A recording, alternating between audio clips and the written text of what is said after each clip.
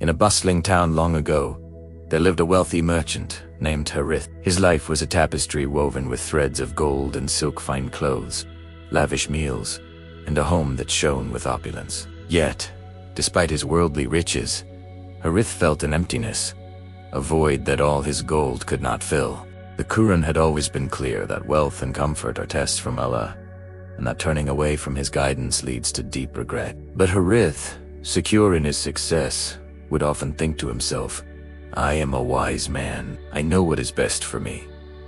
One day, a traveling scholar arrived in town. He was a man whose face radiated sincerity and whose words flowed with a gentle authority. He spoke to the people, reminding them of Allah's signs all around them. He shared stories of past nations that rose high on the wings of pride, only to fall when they ignored divine guidance. He spoke of the core virtues: justice, mercy, patience, and humility, urging everyone to pause and reflect on the direction of their lives. Many of the townspeople were moved by his words, their hearts stirring with renewed faith.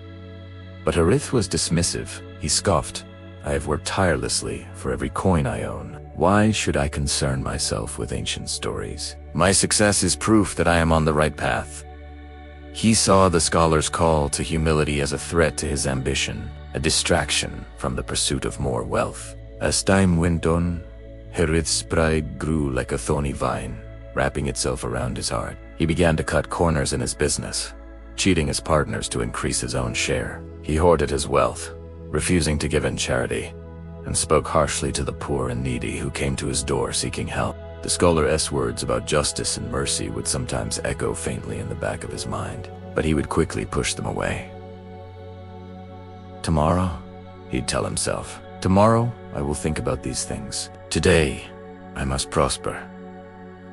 Then, a great trial befell the land. A severe drought set in, the sun beating down mercilessly. The fields turned to dust, crops withered on the stalk, and the once thriving trade routes slowed to a trickle. The town's economy, which had seemed so robust, began to crumble. Harith's wealth, which he believed was his fortress, began to dwindle day by day. His shipments stopped arriving, his investments failed, and the gold in his coffers seemed to melt away like snow in the sun. For the first time in his life, Harith felt a cold, gripping panic. The confidence he had in his own wisdom shattered. It was in this moment of desperation that he finally, truly remembered the scholar's words about humility, patience, and placing one's reliance not on worldly means, but on Allah. The warnings he had so arrogantly ignored now seemed like a prophecy fulfilled. Ashamed and broken, he sought out the wise scholar. With his head bowed, he confessed his arrogance and fear. "What must I do? Pleve, what must I do to save myself and my family from this ruin?" The scholar looked at him not with judgment, but with compassion. He replied gently, "O Harith, true salvation does not come from saving your wealth.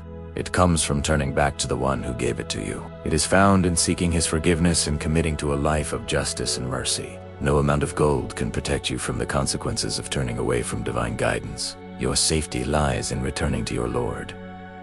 The scholar's words pierced Harith's heart. He returned home, a changed man. Humbled and repentant, he gathered what little food he had left and began distributing it to the hungry families in his neighborhood. He went to the people he had wronged, asking for their forgiveness and forgiving the debts that others owed him. He started giving in charity, not for show, but in secret, seeking only the pleasure of Allah. As Harith's heart softened, a remarkable thing began to happen. The spirit of the community started to heal. Inspired by his change, others also began to share what they had. A sense of unity and mutual support, long lost in the pursuit of individual wealth, returned to the town. Eventually, the rains came, and life slowly began to recover. Harith's wealth never returned to its former staggering height. He was no longer the richest man in town, but in its place, he discovered something far more valuable: a profound and lasting peace. It was the tranquility that comes not from a full purse, but from a clear conscience and a heart submitted to Allah's guidance. He had found a richness that gold could never buy. The lesson from Harith's story is a powerful one.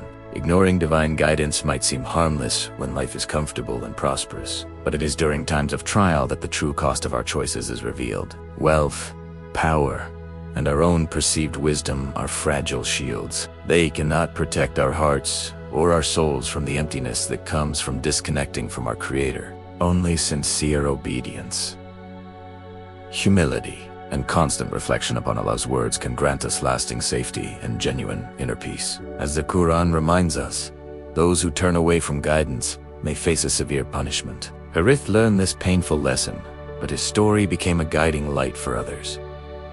It taught them that true prosperity is not measured in coins of gold, but in acts of faith, sincerity, and compassion. So let us reflect on our own lives. Are we, like Harith in his early days, placing our trust in our own abilities and worldly possessions?